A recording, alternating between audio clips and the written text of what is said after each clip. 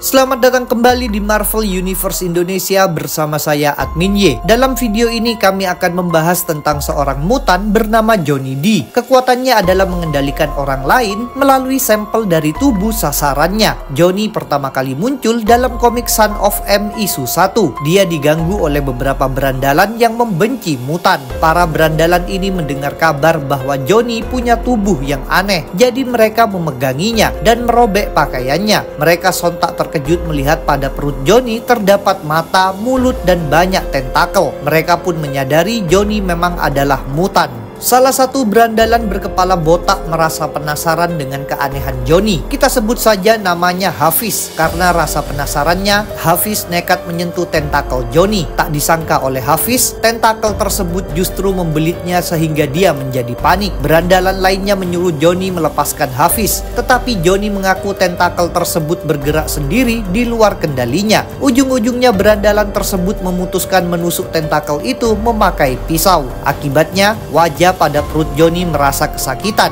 sedangkan Hafiz terbebas. Untungnya di tengah kekacauan ini muncul Spider-Man yang dengan cepat menghajar para berandalan sehingga mereka memilih melarikan diri. Setelah itu Spider-Man menolong Johnny yang hanya bisa terduduk lemah. Spider-Man memakai jaring untuk menutupi luka pada tentakel Johnny. Selain itu dia juga menelpon polisi dan meminta dikirimkan ambulans. Kekuatan Johnny ditampilkan dalam komik X-Men 198 isu 2-5.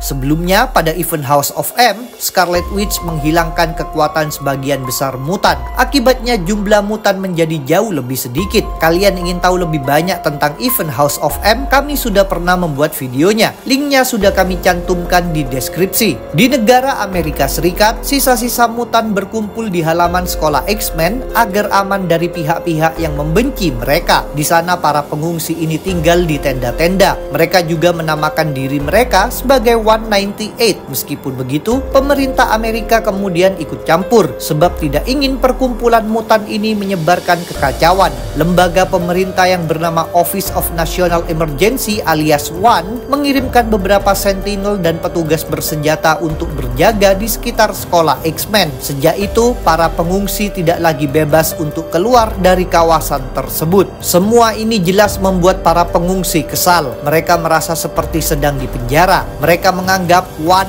ingin membuat mereka terkurung seterusnya. Dengan demikian, ada ketegangan antara para pengungsi dengan ONE. Salah satu pengungsi di sana adalah Johnny D. Suatu hari, dia mengobrol dengan seorang mutan lainnya bernama Magma alias Amara Aquila yang memiliki kekuatan energi panas. Magma sedang sangat bersedih karena kekasihnya meninggal. Johnny pun menghibur Magma. Dia bilang akan selalu ada kalau Magma butuh teman. Pada malam harinya, Johnny D duduk sendirian di tendanya sambil memegangi sedikit rambut Magma. Rupanya tadi dia secara diam-diam memang mengambil rambut tersebut ketika mengobrol dengan Magma. Johnny lalu memasukkan rambut itu ke dalam mulut perutnya. Setelah itu dia mengambil sesuatu dari mulut tersebut, yaitu sebuah benda seperti telur. Begitu dibuka, di dalam telur tersebut ada boneka kecil berbentuk Magma. Melalui boneka itu Johnny bisa mengendalikan orang aslinya. Misalnya apabila Johnny membakar bonekanya, maka orang yang asli juga akan langsung terbakar. Johnny juga bisa mengetahui segala yang dilihat dan didengar oleh orang tersebut. Pembuatan boneka ini membutuhkan sampel DNA dari tubuh sasaran. Selain rambut, Johnny dapat juga memanfaatkan keringat, darah, atau kulit mati. Bukan hanya dengan Magma, Johnny di pengungsian pernah pula mengobrol dengan seorang mutan berkulit biru bernama Jess alias John Zender. Dia merupakan seorang pecandu narkoba. Polisi memberinya pilihan antara menjalani proses hukum dan kemungkinan dipenjara seumur hidup atau pergi ke pengungsian mutan. Jess mengambil pilihan yang kedua. Kini di depan Johnny, Jess memakai narkoba melalui alat suntik. Setelah itu dia terlelap. Sedangkan Johnny mengambil alat suntik Jess untuk mendapatkan darahnya. Pada hari lainnya Jess mendatangi tenda Johnny lagi. Di sana dia melihat ada boneka Magma. Boneka tersebut menoleh ke arah Jess sambil tersenyum. Karena merasa ketakutan, Jess memutuskan langsung pergi saja. Sedangkan Johnny mengambil sebuah telur dari kopernya yang ternyata sudah diisi banyak sekali telur serupa. Rupanya Johnny memang telah menciptakan boneka-boneka tiruan One para pengungsi lainnya, bukan hanya magma saja. Sedangkan satu telur yang diambil Johnny berisi boneka Jess. Sementara itu One akhirnya memperbolehkan para mutan keluar dari pengungsian dan mengunjungi kota Salem Center di dekat situ. Syaratnya adalah mereka harus terlebih dulu dipasangi alat pelacak oleh One. Selain itu, durasi kunjungan mereka dibatasi. Salah satu mutan yang berangkat adalah Jess. Niatnya adalah mendapatkan narkoba. Jadi setibanya di Salem Center, Jess segera menemui seorang penjual narkoba. Di sebuah gang, Jess dan sang penjual mulai melakukan transaksi. Pada saat yang sama di pengungsian, Johnny D menggunakan tali kecil untuk mencekik leher boneka Jess. Efeknya adalah Jess yang asli ikut tercekik. Dia kesulitan bernafas hingga akhirnya tewas. Kematian Jess tentu menimbulkan kegemparan. Karena tidak diketahui secara jelas bagaimana dia meninggal, para mutan menyalahkan One. Mereka menganggap One membunuh Jess memakai alat pelacak yang telah dipasang pada tubuhnya. Kecurigaan ini membuat ketegangan antara para mutan dan One semakin memanas. Ketika para mutan sedang bertengkar dengan orang-orang One, Johnny bertemu dengan seorang mutan bernama Leech. Apabila makhluk super sedang berada di dekat Leech, maka kekuatan makhluk tersebut menjadi tidak aktif. Bersama Leech, Johnny mengobrol sebentar. Tanpa disadari oleh Leech, Johnny mengambil sedikit sampel tubuhnya. Sementara itu situasi antara para mutan dan One semakin memburuk. Bahkan sebagian mutan nekat meninggalkan pengungsian tanpa seizin One. Mereka dipimpin oleh seorang mutan bernama Mr. M alias Absolon Mercator yang lumayan kuat. Dengan mudahnya Mr. M mengalahkan Sentinel, melepaskan alat pelacak dari tubuh para mutan serta membongkar dinding untuk membuka jalan. Dengan demikian One tidak sanggup mencegah kepergian para mutan. Kalian ingin tahu lebih banyak tentang Mr. M? Kami sudah pernah membuat videonya. Dari kawasan sekolah X-Men, rombongan Mr. M terus berjalan sampai mereka didatangi oleh X-Men yang dipimpin Cyclops. X-Men menganggap para mutan akan lebih aman berada di pengungsian.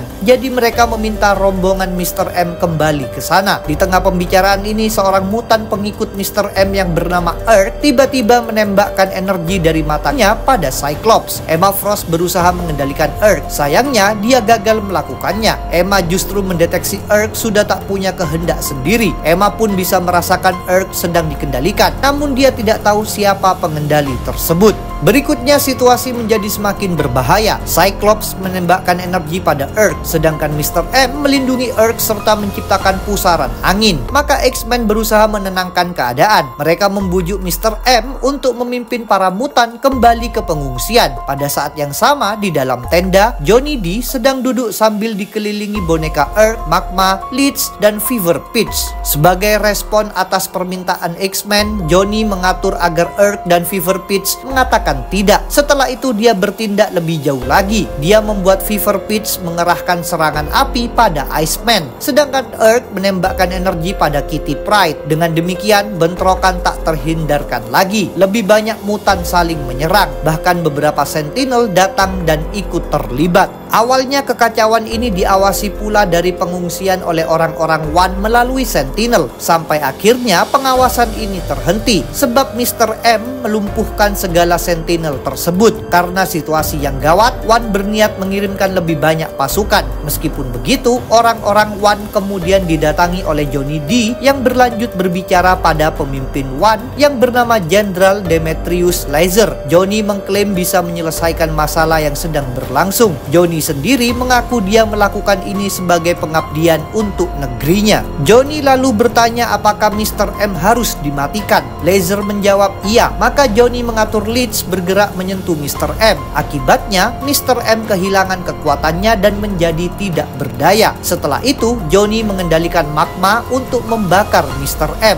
Dengan demikian Mr. M pun tewas sehingga pertikaian usai. Karena kehilangan pemimpin, para mutan terpaksa kembali ke pengungsian. Sedangkan Magma dan Leech mengaku tidak ingat apa yang telah mereka perbuat. Sementara itu Laser yang sudah menyadari kehebatan Johnny mendatangi tendanya. Laser bertanya apakah Johnny menginginkan uang. Johnny langsung membantahnya. Dia bilang ingin berbakti pada negaranya. Johnny lalu mengulurkan tangan untuk bersalaman dengan Laser. Meskipun begitu, Laser justru berbalik pergi sambil mengatakan nanti mereka akan berbicara lagi. Johnny muncul kembali dalam komik Civil War X-Men isu 1-5. Di kantor One, Johnny ditemui oleh Laser. Dalam pembicaraan ini, Johnny membantah dirinya adalah seorang mutan. Menurut Johnny, makhluk yang merupakan mutan adalah wajah yang ada pada perutnya dan bukan Johnny sendiri. Johnny memang membenci mutan, termasuk kondisi yang ada pada tubuhnya. Jadi dia tidak mau mengakui dirinya adalah mutan. Karena perasaan ini pula, Johnny tidak ragu-ragu melakukan pembunuhan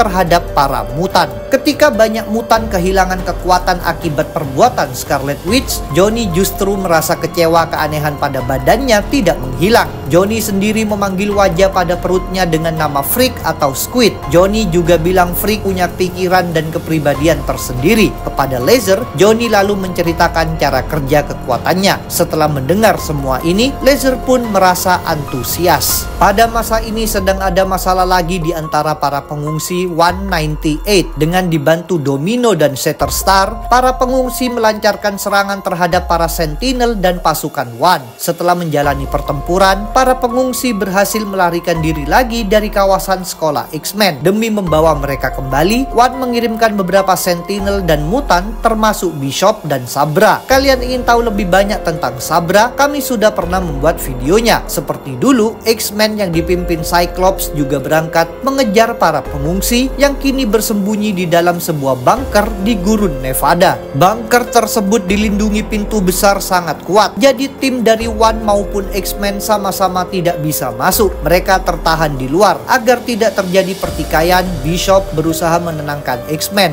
Dia mengumumkan bahwa Presiden Amerika Serikat akan memberikan ampunan pada para pengungsi atas penyerangan yang dilakukan terhadap One. Jadi sekarang tidak perlu ada kekerasan. Di kantor One, Laser ikut mendengar kabar ini dan menjadi kesal. Dia memang membenci mutan. Karena itu dia menyuruh Johnny D bertindak. Sebelumnya, Johnny D sudah diberikan sampel DNA Cyclops sehingga dia bisa menciptakan boneka mutan tersebut. Kini Johnny memulai pengendaliannya. Dia sontak merasa tercengang. Dia baru menyadari Cyclops ternyata memiliki kekuatan luar biasa dahsyat. Karena takut menimbulkan sesuatu yang buruk, selama ini Cyclops menahan diri dan hanya menggunakan sedikit saja kekuatannya. Atas perintah Laser, Johnny membuat Cyclops berkali-kali menembakkan energi sangat kuat pada Bishop. Untungnya Bishop sendiri memiliki kekuatan menyerap energi sehingga tetap hidup. Tetapi karena besarnya energi dari Cyclops, Bishop tidak bisa lama menahannya. Dia segera mengeluarkan lagi segala energi itu ke langit. Kejadian ini memicu baku hantam antara pihak One dan tim X-Men. Di dalam bunker, para mutan menyaksikan apa yang terjadi di luar. Begitu melihat perbuatan aneh Cyclops, salah satu mutan yang bernama Lorelei menceritakan tentang Johnny D. Sebelumnya di pengungsian, Lorelei tanpa sengaja melihat Johnny menjatuhkan koper berisi banyak telur. Salah satu telur tersebut berisi boneka magma. Johnny lalu langsung menyentuh rambut Lorelei. Sedangkan Lorelei sendiri memikirkan peristiwa kematian Mr. M di mana magma tidak ingat telah melakukan pembunuhan. Lorelei pun menyimpulkan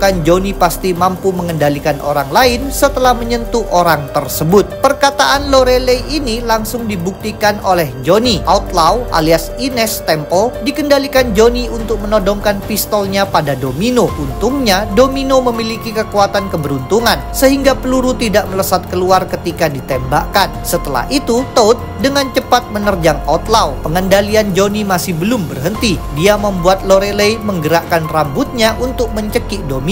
Maka Shatterstar dengan sigap memotong rambut Lorelei. Masalah ini membuat Domino memerintahkan para mutan untuk saling mengawasi satu sama lain dengan sangat hati-hati. Meskipun begitu, bahaya dari Johnny terhadap mereka terhenti oleh sebab lainnya. Di kantor One, Laser dan Johnny akhirnya digerebek oleh seorang ilmuwan One bernama Valerie Cooper serta seorang jenderal bernama Miguel Reyes. Valerie memang sudah curiga dengan tingkah laku atasannya. Dengan terbongkarnya kejahatannya, Laser pun ditangkap. Dia diinterogasi dan disiksa oleh Valerie. Sebelumnya, Laser telah menyalakan senjata peledak mematikan yang tersembunyi di dalam bunker yang sedang ditempati para mutan pelarian. Sedangkan pintu bunker yang sangat kuat tidak bisa dibuka lagi. Jadi para mutan tersebut terancam mati dalam ledakan. Kini Valerie memerintahkan Laser memberitahukan kode untuk mematikan senjata tersebut. Karena merasa kesakitan akibat siksaan Valerie, Laser mengaku bersedia mematuhi kemauannya. Sayang sekali, sebelum kode sempat diberitahukan, tiba-tiba leher Laser patah sehingga dia pun mati. Pelakunya adalah Johnny yang sebelumnya secara diam-diam pernah mengambil sampel tubuh Laser. Rupanya,